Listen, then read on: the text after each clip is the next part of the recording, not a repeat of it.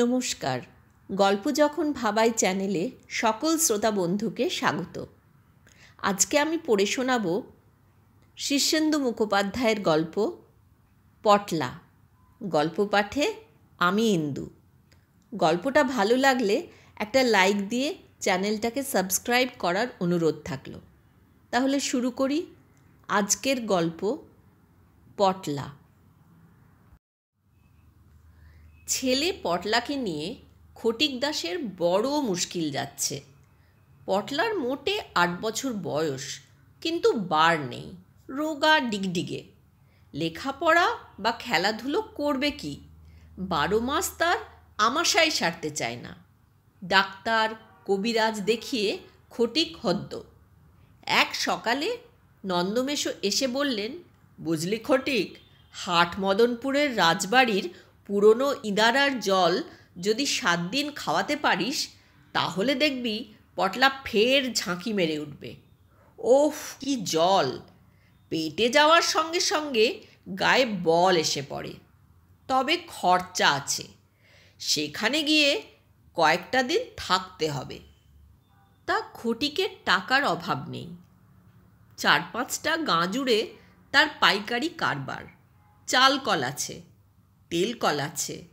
তাই দেনমনো করে খটিক মনস্থির করে ফেলল। হাট মদনপুর খুব কাছে পিঠে নয়। লোক পাঠিয়ে সেখানে একটা বাসা ভাড়া করে ফেলল সে। তারপর একদিন পটলা আর পটলার মা কুসুমকে নিয়ে হাজির। বাড়িখানা বেশ সাবেক আমলের। 4খানা ঘর, দরদালান, ঠাকুর ঘর, ভাঁড়ার ঘর, সামনে বারান্দা, চাতাল, চারদিকে আগাছায় ভরা বাগান, এসব আছে। রাজবাড়িও কাছেই। ভারী দিয়ে সেখানকার জল আনানোরও ব্যবস্থা হলো। পটলা বুঝতে পারছে তার জন্যই এত সব আয়োজন হচ্ছে। তার শরীর ভালো নয়। শরীর খারাপ বলে তার খেলাধুলো বারণ, দৌড়ঝাঁপ বারণ। কাঁচকলা দিয়ে শিঙি মাছের ঝোল আর দই ছাড়া কিছু খাওয়া বারণ। আর এই জন্যই পটলার মনও ভালো না। সে শুধু চুপচাপ জানলার ধারে বসে বাইরের গাছপালা, কাকবক দেখে, সময় কাটতে চায় না। দুপুরবেলা একদিন পটলা বাড়ির মধ্যেই ঘুরে ঘুরে বেড়াচ্ছিল। বিরাট বড় বাড়ি, বড় বড় সব তালাবন্ধ ঘর, তালায় মরচে পড়ে গিয়েছে।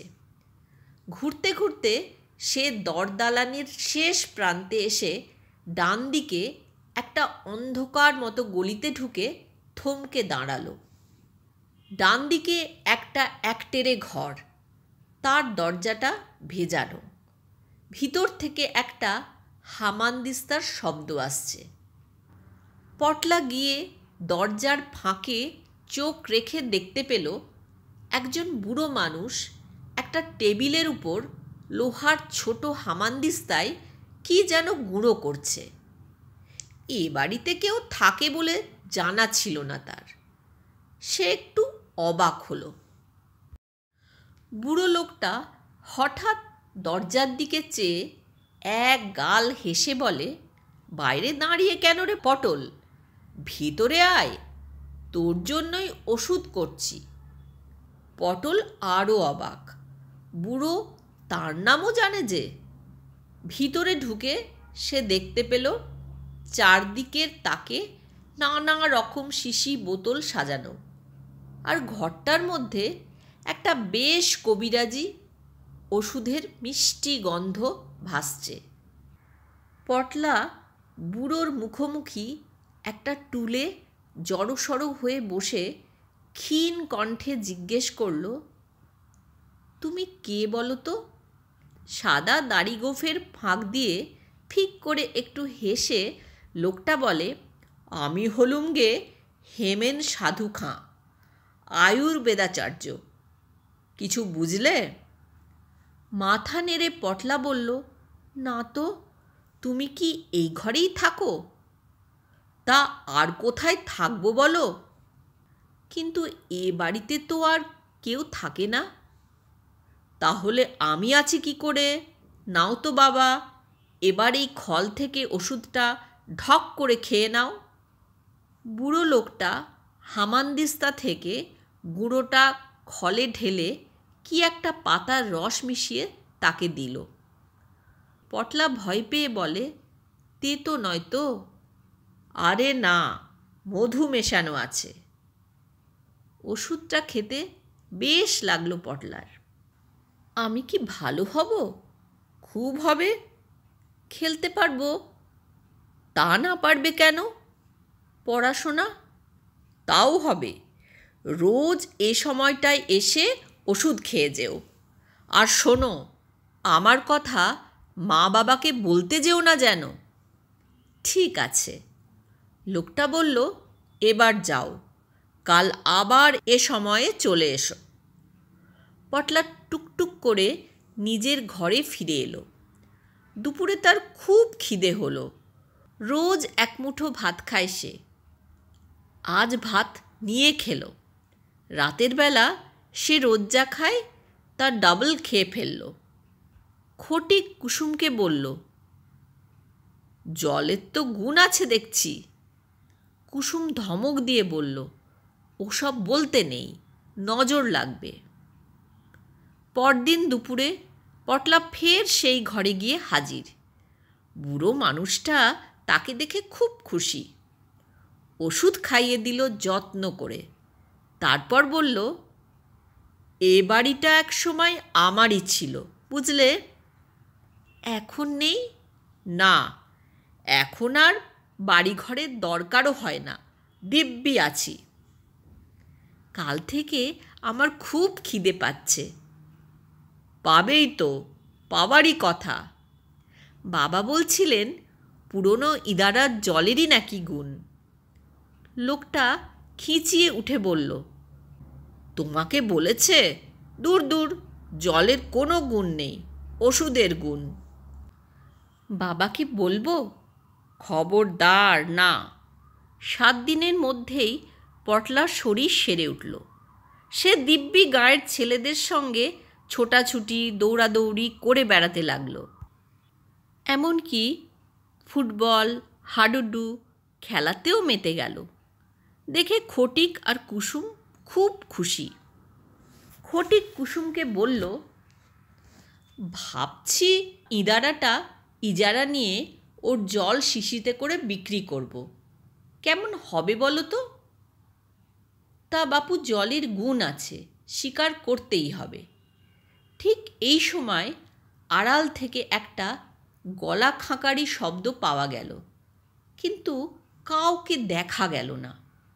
ফটিক অবাক হয়ে বলে, কে কাশলো যেন?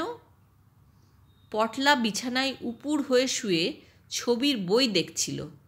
বলল, ও তো হেমেন দাদুর কাশির শব্দ। হেমেন দাদু? সে আবার কে? ওই যে বাড়ির পিছন দিকটার ঘরটায় থাকে, হেমেন দাদুই তো আমাকে রোজ ওষুধ খাইয়ে ভালো করে দিয়েছে। ফটিক আর কুসুম অবাক হয়ে মুখ তাকাতাকি করে বলে, বাড়ির পিছনে আবার কে থাকে? আমরা 3 জন ছাড়া এ বাড়িতে তো কেউ নেই। বারে, হেমেন দাদুর ঘরে তো আমি রোজ ওষুধ খেতে যাই। চল তো দেখি কেমন তোর হেমেন দাদু। মা বাবার সঙ্গে গিয়ে পটলাও একটু অবাক। যেখানে হেমেন সাধু খাঁর ঘরটা থাকার কথা, সেখানে এখন নিরেট দেওয়াল। সে কাঁদো কাঁদো হয়ে বলল, এখানেই তো ঘরটা ছিল। ছিল তো গেল কোথায়? ঘর তো আর মানুষ নয় যে উড়ে যাবে। বারে, হেমেন দাদু যে আমাকে ওষুধ দেয়, সেই ওষুধ খেয়েই তো আমার অসুখ সেরেছে। ফটিক আকাশ থেকে পড়ে বলে, হেমেন দাদু তোকে ওষুধ দেয় কি রে? নিশ্চয়ই স্বপ্ন দেখেছিস। তোর অসুখ তো সেরেছে ইদারার জলে। পটলা কি আর করে, চুপ মেরে গেল। পরদিন দুপুরে গিয়ে সে একা ঠিক ঘর খুঁজে পেল। হ্যাঁ দাদু, কাল তোমার ঘরটা খুঁজে পেলাম না কেন বলো তো?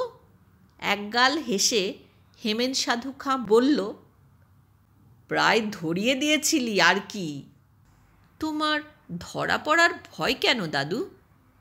সে অনেক কথা, তোর এত শুনে দরকার নেই। তবে তোর বাবাকে বলিস ইদারার জলে আর আগের মতো কাজ হয় না। কেন জানিস? ওই ইদারার মধ্যে এক সময় আমি থাকতাম কি না, তখন আমার জড়িবুটির গুণে জলে রোগ সারত। কিন্তু এত লোক উৎপাত শুরু করলো যে তিষ্ঠতে পারলাম না, এসে এই বাড়িতে জুটেছি। তোর সঙ্গে আমার সম্পর্ক, ওর মধ্যে আর লোক ডেকে এনে ভজকট্ট পাকিয়ে তুলিসনি ভাই, তাহলে ফের আমাকে পালাতে হবে। একগাল হেসে পটলা বলে, আচ্ছা তাই হবে, তুমি থাকো দাদু। এতক্ষণ শুনছিলেন শীর্ষেন্দু মুখোপাধ্যায়ের গল্প পটলা।